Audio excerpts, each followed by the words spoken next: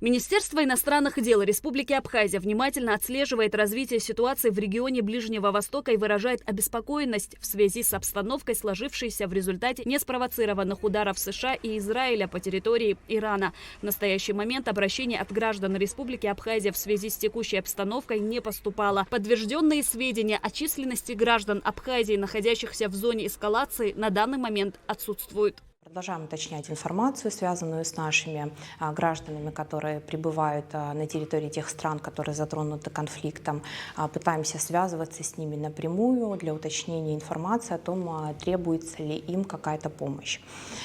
Мы находимся в постоянном контакте с нашим посольством в Сирийской Арабской Республике. Там, где у Республики Абхазия отсутствуют официальные дипломатические отношения, вопросы консульской поддержки и при необходимости эвакуации будут решаться через доступные нам каналы. В этих вопросах нам традиционно неоценимую поддержку оказывает Российская Федерация.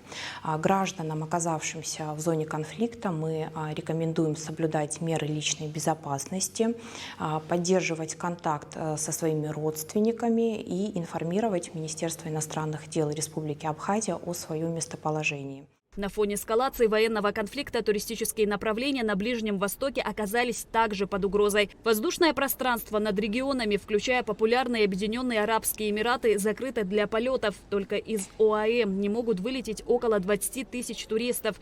В туристическом агентстве World Travel подчеркнули, что текущая ситуация существенно повлияла на спрос на направление Дубая. По словам директора агентства Оксаны Дженя, многие туристы заняли выжидательную позицию, откладывая планы на поездки до прояснения обстановки. На данный момент наши туристы не находятся в Дубае.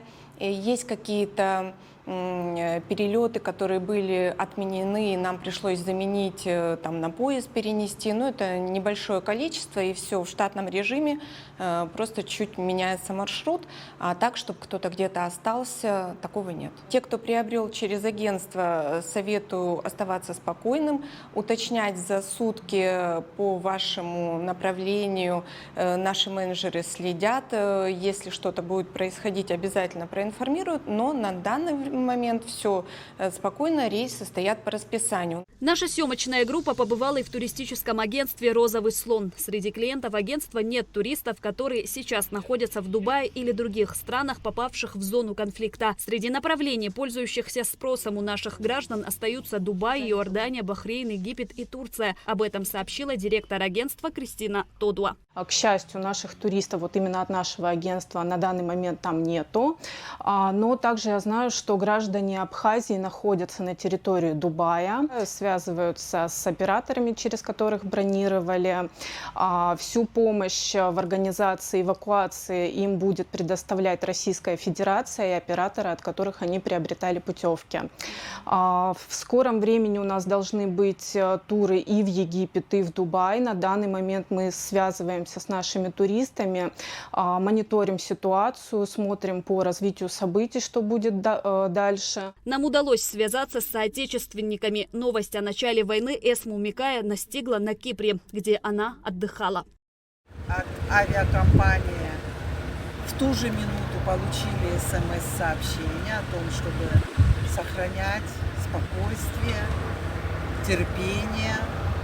И если мы хотим возвращаться, что нас всех вывезут. Есть горячие линии, по которым туристы, попавшие в трудную ситуацию, могут связаться с туроператорами и получить поддержку посольства Российской Федерации для дальнейшей эвакуации и помощи в сложившейся обстановке. Контактные номера телефонов горячих линий указаны на экране. Это кадры сегодняшних ударов по иранской столице Тегерану. Эскалация продолжается. В результате атак США и Израиля в Иране погибли 555 человек. Об этом заявили представители иранского общества Красного полумесяца. Подвергся атаке и Израиль.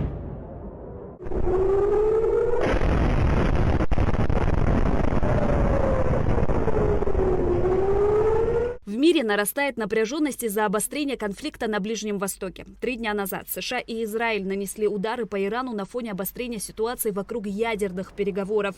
Взрывы были слышны в столице Ирана, Тегеране, а также в других городах. Израиль заявил, что нанес превентивные удары по Ирану. Президент США Дональд Трамп в своем обращении объявил о начале масштабной военной операции против Тегерана, назвав операцию «Эпическая ярость».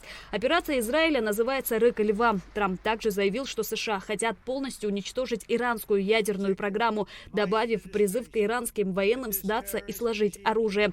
Израильские СМИ сообщают, что целями атак по Ирану в субботу утром были верховный лидер Ирана Али Хаминеи, президент страны Масуд Пезешкиан, а также высокопоставленные госслужащие и военные. Сообщается, что на юге страны под атаку попала школа для девочек. Погибли 165 человек, пострадали 96. К сожалению, по прибытии сюда я столкнулся с очень тяжелой и душераздирающей картиной. Снаружи не было никого из школьной администрации, только представители общественности. Наши преподаватели и все ученицы находились на верхнем этаже, а ученики на нижнем. К сожалению, все они оказались погребены под завалами.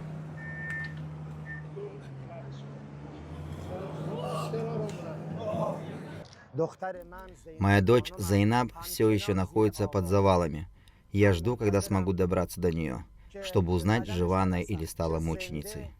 Так выглядит карта ударов по Ирану. В ответ Иран запустил ракеты в сторону Израиля. Также Тегеран ударил по американским базам, которые находятся в странах Ближнего Востока. Взрывы были слышны в Бахрейне, Катаре, Объединенных Арабских Эмиратах, Кувейте, Иордании, Саудовской Аравии. В Иране объявили 40 дней траура после смерти верховного лидера Хаминеи. На кадрах, опубликованных в воскресенье, десятки людей с фотографиями аятоллы скорбят в мечети. Также на видео жители Мешхеда водружают черный флаг, символ траура и мести над мавзолеем имама Резы.